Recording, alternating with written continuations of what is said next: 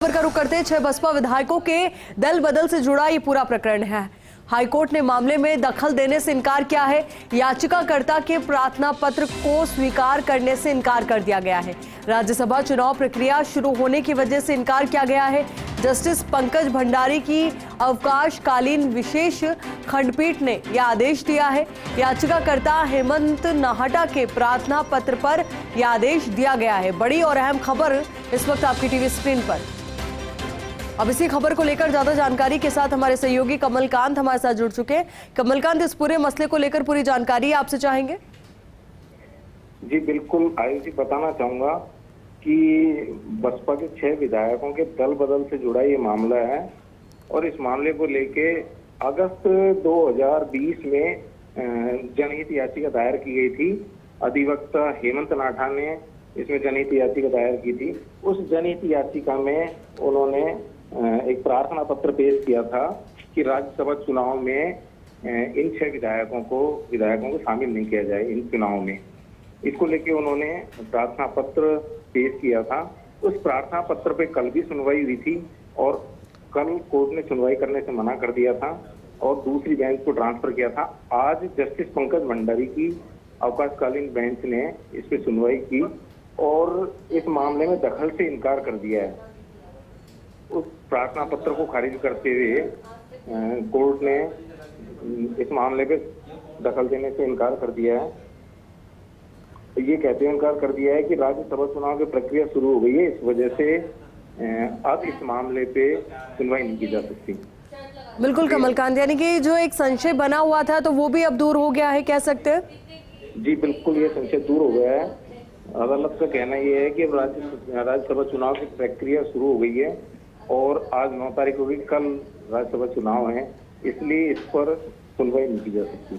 चलिए कमलकांत, बहुत बहुत शुक्रिया आपका हमारे साथ जुड़ने के लिए, पूरी बातचीत के लिए। विधायकों का राजनीतिक दल बसपा से बदलकर इंडियन नेशनल कांग्रेस कर दिया गया है, वह पूरी तरह से गैर संवैधानिक है और पॉपुलर मैंडेट जो जनमत है उसको बैकडोर से बदल देने के समकक्ष है।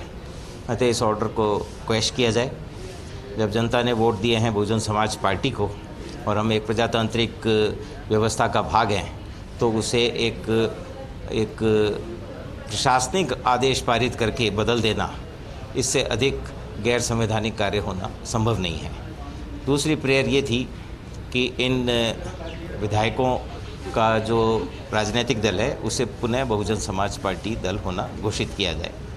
इस जनहित याचिका के साथ ही ऑनरेबल हाईकोर्ट ने एक आदेश पारित किया था 24 अगस्त को और उसमें स्पीकर महोदय को ये आदेश दिए गए थे कि वे 3 माह के अंदर इसमें जो दल बदल याचिका है उसका निस्तारण करें।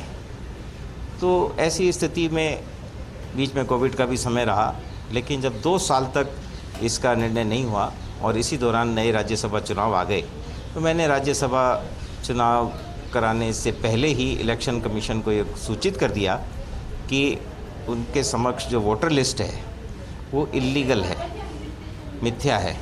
तो ऐसी स्थिति में इस वोटर लिस्ट को सही किया जाए। इलेक्शन कमीशन ने 3 जून को ये जवाब दिया कि चूँकि स्पीकर महोदय का आदेश संविधान की 10वीं अनुसूची में पारित किया गया है, अतः हम उसको रिव्यू नहीं कर सकते। इलेक्शन कमीशन का यह कथन पूरी तरह से मिथ्या और आधारहीन था, क्योंकि ऑनरेबल हाईकोर्ट ने ही 24 अगस्त को ये डिसाइड कर दिया था कि ये आदेश 10 शेड्यूल में पास ही नहीं किया गया है। ऐसी स्थिति में इलेक्शन कमीशन जो भी कार्रवाई कर रहा है वह घोर विधि विरुद्ध है, संविधान की भावना के विरुद्ध है और इलेक्शन कमीशन के खुद के रिकॉर्ड के विरुद्ध है, क्योंकि उन्होंने section 73 representation of people act में यह आदेश पारित किया हुआ है, यह गजट प्रकाशित किया हुआ है कि इन लोगों का राजनीतिक दल बहुजन समाज पार्टी है।